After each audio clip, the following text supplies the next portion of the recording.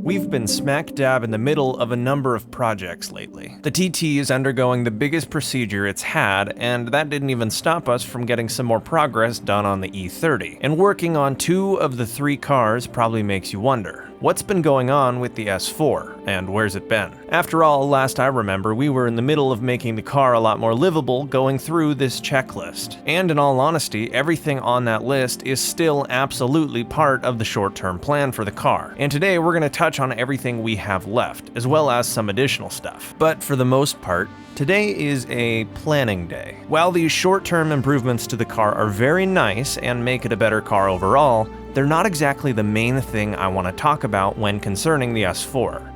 You see, in my opinion, this car has some of the most potential out of all of my current projects. Despite that potential, however, the TT has been taking up the majority of the limelight on the channel as of late, which makes sense given how torn apart it is. But the TT's spotlight is quickly going to come to an end once the turbo kit is all sorted. And my current plan is to not stop that big turbo motivation we got from the TT. Instead, we're going to take that same concept and turn our sights towards this car. And rather than beating around the bush for a while, I don't want there to be a ton of downtime between the 2 projects. So in other words, we've got to decide what we're doing.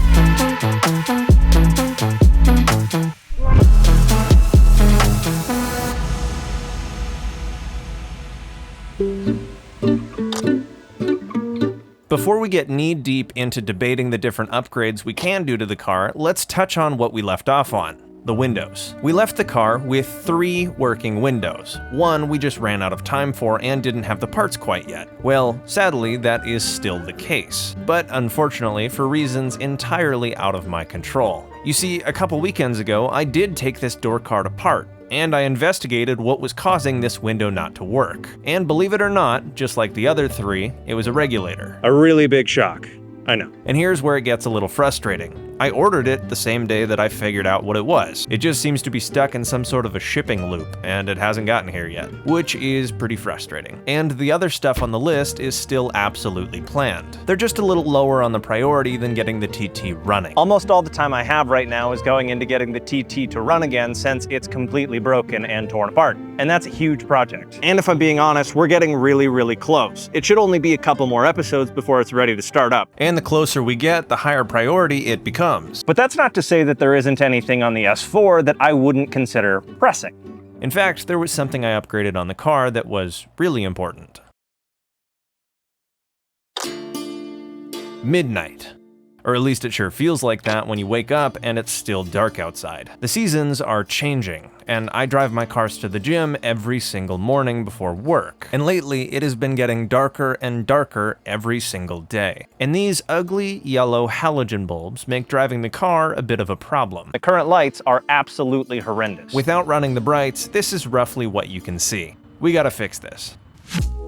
If you've been around the channel for a bit, you might remember that we do have a xenon kit for the car. We're gonna toss that on sometime when we have more time, but today I just want a quick fix. Which is why I'm just gonna replace these bulbs with their LED equivalent, which should both make the light a lot more appealing to look at since it's gonna be white rather than yellow, and should hopefully help the car be able to drive in the dark, cause currently it's a little bit sketchy. I took the LEDs out of the box and they look to be about the same size. Obviously they have a much different construction since the way that they make light is fundamentally different. These basically just have 2 ultra bright LEDs on each side. I will keep these halogens as backups though since they do work, and the swap is insanely easy. My car's running Depot E-Code front headlights, so it's a little different than what it would be if you ran some stock headlights. These cars came stock with a xenon headlight system, which is complicated but far better than these LEDs I'm putting in. This is just a fix that's going to carry over until I have time to swap that system onto these housings. housings. And you can kind of already see how different the light is going to look. It might look a little dimmer in the video, but it's the color we care about here. The exposure you can't really tell in the daylight. And with one side tested and working, I went ahead and moved on to the other. Sometimes when you're in the middle of a project as large and as unknown as building a turbo kit from scratch, it's pretty nice to take a little mental breather and work on something like this. And this is roughly what they look like in the dark. They are a notable improvement. They also look a lot better color-wise. Not the craziest mod, but definitely worth our time. And I'm honestly shocked it's taken me this long to do this. That being said, the car is in a really good spot at the moment. It drives well, it handles well, and it's honestly been decently reliable. A real shocker for the B5 and the reputation this car has, but it's true.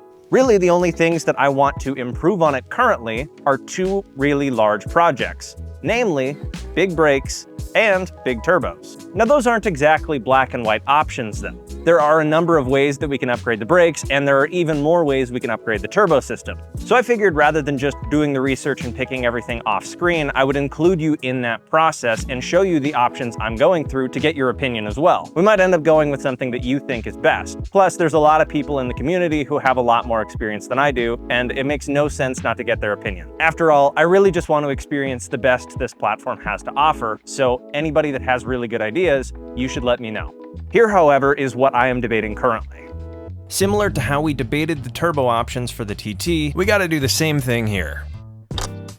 And I figured the best place to start is the brakes. The S4 is unique when compared to the TT. On the stock block, you can make an absurd amount of power, enough to overpower the stock brakes. And at the moment, the E30 completely outclasses this car in stopping. So in my opinion, we should do this first. As far as the brakes go, I found about 4 or 5 different options that I think could benefit the car, and each one ranges quite a bit when it comes to price and performance. The most basic thing we could do is just a simple upgraded pad and rotor swap. Now, the car technically does have performance pads and rotors, but as we've seen with the E30, we definitely don't have the upper limit of what those can accomplish. There's quite a few options for performance brake pads that should make the car feel quite a bit better.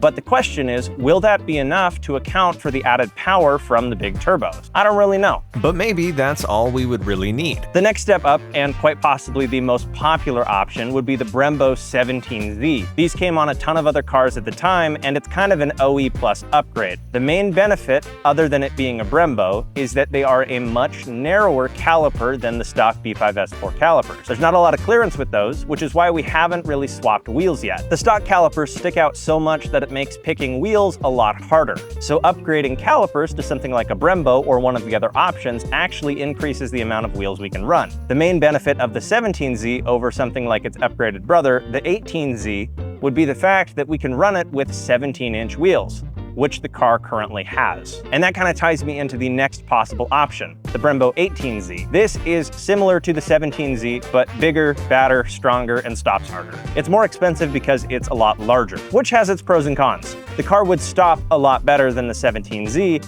However, we would need to toss on 18-inch wheels at the same time, meaning we'd have to play with the fitment and get all that dialed in again. So it would take a little bit longer and cost quite a bit more to run this setup. But if it's really worth the money, I'm absolutely going to consider it. Another thing I'm considering is this new kit by Wilwood. I'd say it fits kind of smack dab between the 17Z and the 18Z Brembos from what I can tell, except the price point is a lot closer to a 17Z. It's a 6-piston and it would fit under 17-inch wheels, allegedly. And I haven't really seen a lot of people talk about this or run this, so my guess is it's a pretty new kit. I'm a little interested just on that. Plus, one benefit of this is it does come with every piece of the puzzle, from the lines to the pads to the rotors, which are 2-piece, by the way, pretty cool. And it would be kind of a one-stop shop to upgrade the front brakes. There's also a number of companies like K-Sport or Sika that offer basically custom brake setups that they build their own calipers in-house to whatever spec you order, and we could go with something like that. We would get to choose the color, and that's kind of a pro in my opinion, because red with green would make the S4 look a little bit like Christmas. Not really a bad thing, but also not really the vibe I'm going for. Honestly, I don't think we can go wrong with any single one of these upgrades. Each one would be an improvement.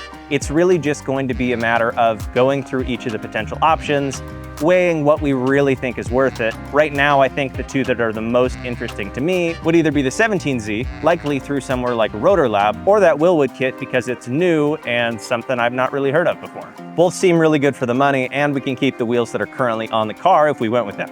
Seems like a decent win price-wise too. And once we get the car stopping better, I think we'll be right on track to give the car just a little bit more power.